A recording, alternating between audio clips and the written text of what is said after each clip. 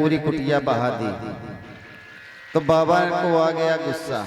बाबा ने क्या किया, लगाया छिल्लू और गंगा मैया को पी गए। अब पीछे मुड़ के भगीरथ देखे कि अरे पीछे पीछे तो गंगा मैया आ रही थी, ये कहाँ गायब हो गई। पलट करके देखते हैं जानू मुनि हैं, पूरी गंगा मैया पिए बैठे हैं। गए महाराज, कितनी मुश्किल से तो 3 पीढ़ी पुरखा हमारे सब चल गए छोड़ छोड़ के धरती, तब तो ये आ पाई हैं। प्रभु ऐसा करो कि आप मुक्ति के लिए, मेरे जो पूर्व के वंशज हैं इनकी मुक्ति के लिए आप इन्हें छोड़ दीजिए। तो इनको अपनी जान छेड़ दी तो जान से निकली, इसीलिए इनको जाह्नवी भी कहते हैं। प्रेम से बोलिए जाह्नवी गंगा मैया की जय हो। यज्जल स्पर्श मात्रेण ब्रह्मदंड हता अपि। जैसे ही आज जल का स्पर्श हुआ, इनके 60,000 पुत्रों के मुक्ति मिल गई, समस्त पुत्रों को, और सब भगवान के बैकुंठ लोक को पधारे। कलिकाल में गंगा मैया की अनंत कृपा है, प्रत्यक्ष देवी हैं माता। गंगा मैया की जितनी बड़ाई की जाए उतनी कम है।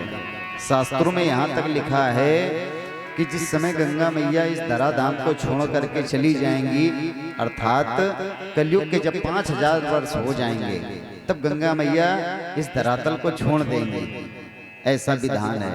अब इस समय कलयुग गए कितना समय हो गया है, कितने साल हो गए कलयुग चलते चलते? 5000, लगभग 300 वर्ष से ऊपर कुछ होने जा रहा है। फिर भी हम लोग तो पूरा प्रयास कर रहे हैं, बांध बना के, अनेक गंदगी करके कि गंगा मैया धीरे धीरे जल्दी खत्म हो। लेकिन अभी कुछ लोग ऐसे हैं जो चाहते हैं कि गंगा मैया न जाए। यद्यपि स्वरूप तो बहुत निम्न रह गया है, छोटी जगह में बह रही है, थोड़ी जगह में अभी हैं गंगा मैया। और लिखा ये है, जब गंगा मैया नहीं रहेंगी, बिल्कुल सूख जाएगा ये धरातल, तब गंगा जी की बालू में भी अगर हड्डी चील उठा करके डाल देगी जा करके, जैसे कोई व्यक्ति मिल गया, मर गया और उसे गंगा जी नहीं मिली, तो अगर गंगा जी की बालू में भी कभी कोई चील उठा करके हड्डी को डाल देगी तो उसकी मुक्ति हो जाएगी। ये गंगा मैया का प्रभाव है। कितना भी पापी कैसा भी व्यक्ति हो, अगर मरने के बाद उसे गंगा जल का स्पर्श हो जाए तो वो फिर उसकी अधोगति नहीं होती है, उसकी मुक्ति ही हो जाती है। गंगा मैया से एक ही प्रार्थना करना है, अरे पार लगा दो मेरे जीवन की नैया, अरे पार लगा दो मेरे जीवन की नैया, ओ गंगा मैया, ओ गंगा मैया। हाँ, पार लगा दो मेरे जीवन की नैया, पार लगा दो मेरे जीवन की नैया, ओ गंगा मैया।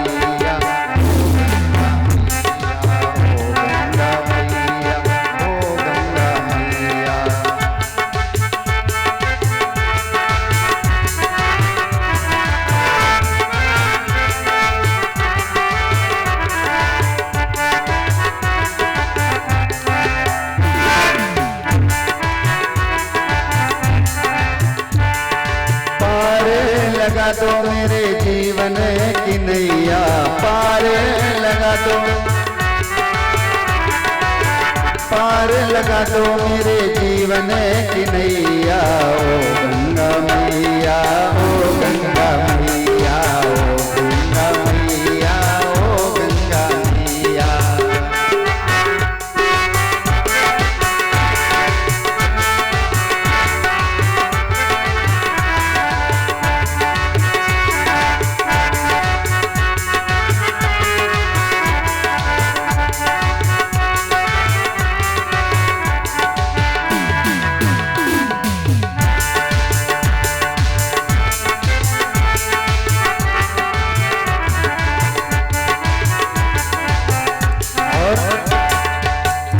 गंग सकल मुद मंगल मूला,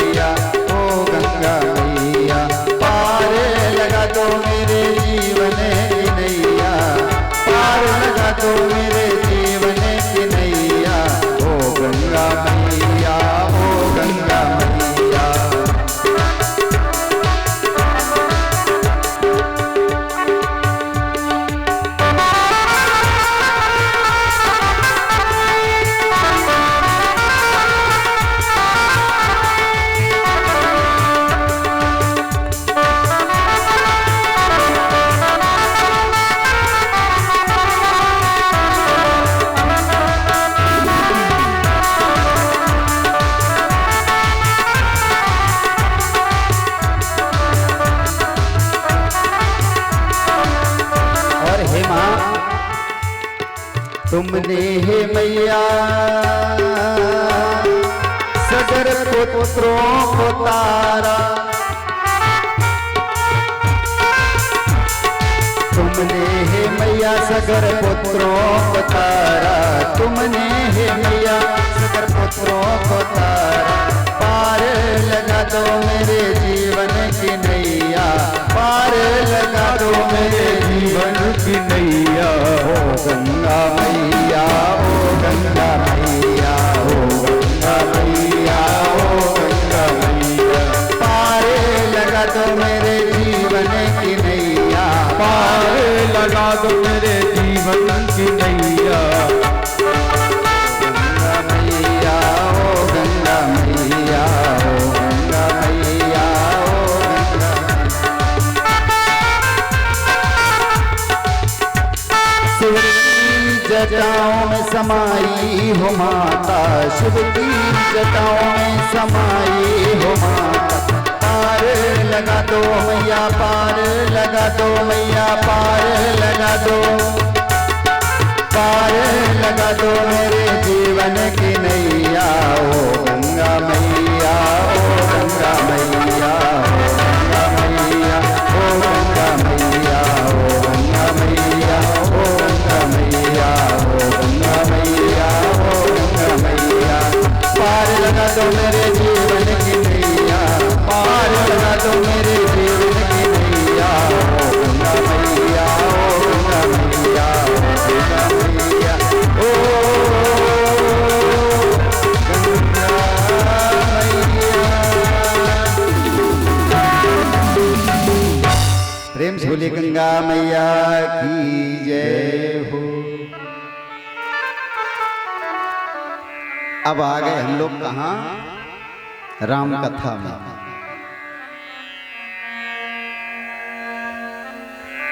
इन्हीं के आगे वंश में महर्षि श्री दशरथ जी हुए चक्रवर्ती सम्राट। चक्रवर्ती सम्राट है, अयोध्या के राजा हैं, लेकिन एक घर में दिक्कत है। धन धान्य बहुत है, लेकिन इनके घर में संतान नहीं है कोई। बड़ा दुर्भाग्य होता है जिनके घर में संपत्ति तो बहुत है, लेकिन भोग रहे हैं कौन? दूसरे दूसरे लोग। उस जीव को समझ लेना चाहिए कि कहीं ना कहीं हमने बड़ी गलतियां की हैं, जिसका प्रायश्चित हमें आज ईश्वर किसी रूप में दे रहा है। तुम्हारी वंश की परंपरा को ईश्वर समाप्त कर रहा है, और इतना भोगने के बाद भी जीव सुधरने का नाम नहीं ले रहा है। धर्म कर रहा है, चोला पहने हैं धर्म का, और बड़ा सुंदर स्वरूप बनाए है, तमाम माला पहने हैं, तमाम धोती कुर्ता और धर्म की अचला लगा करके पुजारी है, सबकी निगाह में गुरु है, धर्मात्मा है, धर्माधिकारी बने हैं। और उनके कर्म क्या हैं कि धर्म की आड़ से धन ले करके और इधर उधर दे रहे हैं, इसको उसको दे रहे हैं। जो पूजा पाठ का पैसा है, धर्म का पैसा है, जिसकी अखंड ज्योति में घी जलना चाहिए, जिस पैसे से मंदिर देवालय शिवालय का निर्माण होना चाहिए, जिस पैसे से गरीबों की सेवा होनी चाहिए, उस पैसे को ले ले करके अपने प्रेमियों को, स्नेहियों को दे रहे हैं। तो समझ लेना चाहिए कि जो धन जहां का है वहीं पर लगे तो ज्यादा अच्छा रहता है। अगर धर्म के नाम पर आपने लिया है तो उसको धर्म कार्यों में ही लगाइए। अपनी मेहनत का है तो चाहे आप किसी भी प्रकार से किसी को दो, और तुमसे कोई कहे जाए कि भाई ये हमारा आप ले लीजिए और महाराज जी आप इसका भंडारा करा देना। अब उस धन से 100 रुपए दे गया, 2% अगर खा लोगे तो चलो कोई बात नहीं, तुमने उसमें मेहनत की, लेकिन सीधे सीधे पूरा हजम किए जा रहे हो। भंडारा हो रहा है नाम मात्र का और सब अंदर। तो एक बात बता दें, भगवान के नाम पर, यद्यपि है तो सब भगवान का ही, लेकिन जो लोग चंदा करके या भगवान के नाम पर उसूली करके और जो खा जाते हैं, इनके वंश की व्यवस्था भगवान खत्म कर देते हैं। ज्यादातर देखना बड़े बड़े देवालय, बड़े बड़े व्यवस्थाएं करने वाले आज राजाओं के वंश का पता नहीं है। कहते हैं ये बनवा गए थे, वो बनवा गए थे, लेकिन अब उनके वंश में कोई बचा नहीं है, सब वीरान पड़े हैं, खंडहर हो गए। कोई ये कहने वाला भी नहीं है कि हमारे घर के ये थे बुजुर्ग, इन्होंने बनवाया था। प्यारे, देवताओं की मूर्ति स्थापना कराना बड़ा सरल है, मंदिर बनवा देना बड़ा सरल है, लेकिन उसके बाद उसकी देख रेख, उसकी दैनिक पूजा व्यवस्था बड़ा कठिन कार्य है। अभी भी सुधरने का नाम नहीं ले रहे। यही कहना चाहता हूं इस मंच से। यहां मानो भागवत आपको ये संदेश दे रही है कि गलत कार्यों को अभी छोड़ दो।